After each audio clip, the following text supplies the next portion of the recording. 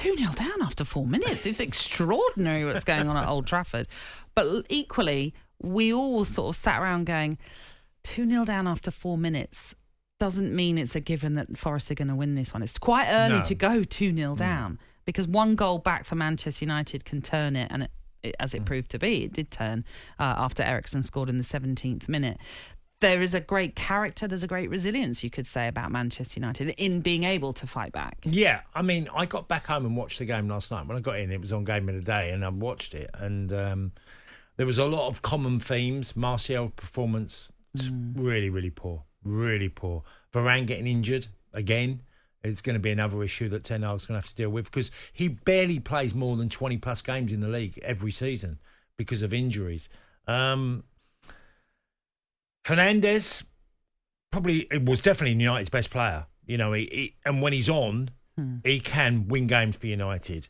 And he's taken a lot of stick this week about whether he's the right captain for Man United. And I'd probably go, no, I wouldn't say so. But he is a player that he can step up. And there were some very controversial decisions in the game. The sending off and definitely the Rashford penalty, which was very harsh on on Forest. And Stevie Cooper spoke out about it, you know, trying to speak through gritted teeth, really, because he was really frustrated at the couple of decisions that he felt were made too quickly and not taking any time over. Yeah, that penalty, as you say, it was a challenge from Danilo. I say a challenge. It does look as though Rashford goes over a little easily, shall we say. But obviously VAR didn't deem it as something that was a clear and obvious error, hence why the penalty was still given. The first goal in particular, though, for Forest did highlight the issues that we've already discussed with Manchester United this season, how easy they've been played through when it comes to their midfield, and Taiwo Awoniyi was absolutely brilliant with that counter-attack. It came from a United corner, which was dealt with, and Morgan Gibbs-White flicks it on with his head to Awoniyi, who just burst with that pace that he has and was able to finish it off with a superb run, which was over half the length of the pitch. There are issues still within this Manchester United team, obviously, but still there are lots of positives as well for them to take because they came back and won it. But like I say, Erik Ten Hag, although will be happy with the win, will still be thinking there are still issues here. Well, they don't look as convincing as I think Man United fans would like. You talk about that goal, Nat. The last defender was Marcus Rashford. Yes. I mean, how does left winger, I know he played centre forward as well, but how does a left winger end up being your last defender?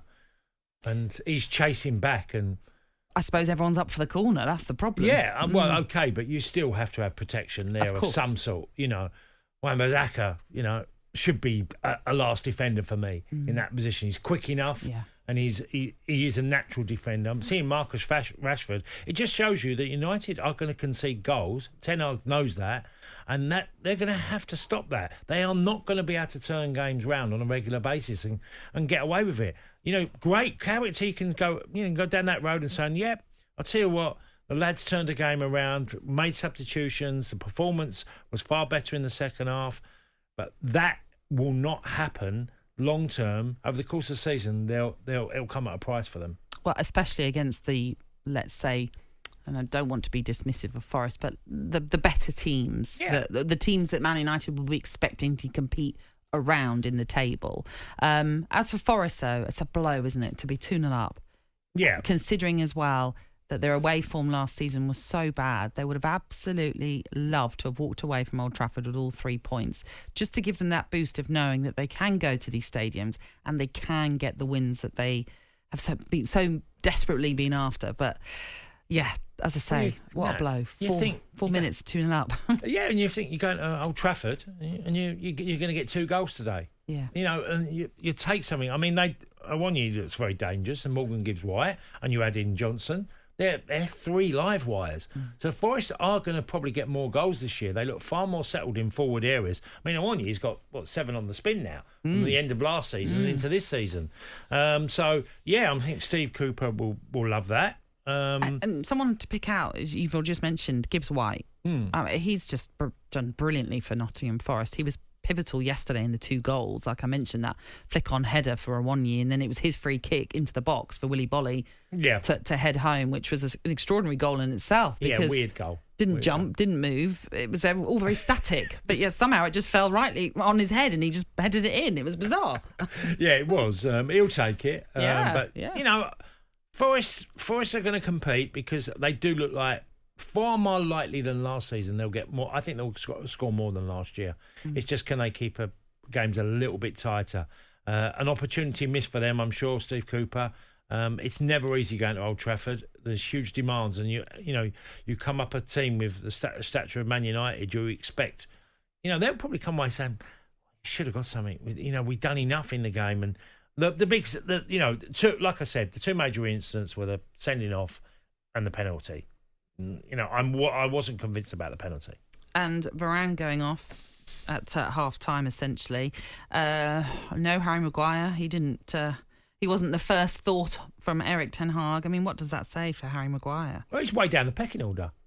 That's why Harry needs to go. Yeah. If you're playing for England and you've had a pretty decent career with them, you need to go, Harry. There's no point in unless you really think you can outlast the manager, which can happen. If United go on a bad run and things fall apart, of course Ten Hag could get sacked before Christmas, like many other managers at football clubs. That's the environment of football. But if you have ambition to play, he's Harry, got to go. I said in the summer, I remember knocking on a door at a football club, and I didn't like to ask for transfers, but I was a certain age, and I said, look, I need to play. I took a reduction in wages and I left. And I just felt, at a certain age, being 30 and sitting on a bench, you're leading the line. Oh, sorry, you're a defender that plays for England. You can't be doing that. You have to sacrifice something. And if you think the solution is, because the only idea I get is, does he think he is going to outlast the manager? And that's at the moment unlikely. Yeah, it's quite a risky thought, really, to go down that route. You'd think he'd rather favour just playing first-team football somewhere rather than think maybe the manager will get sacked. But as you say, as things are, despite the fact that United maybe haven't had the best of starts to this season in terms of just how they're playing, I can't see Erik Ten Hag going anywhere just yet. Weekend Sports Breakfast with Natalie, Sawyer and Tony Cascarino. Sunday mornings from 6 on AM, on DAB, via the talkSPORT app and on your smart speaker. talkSPORT.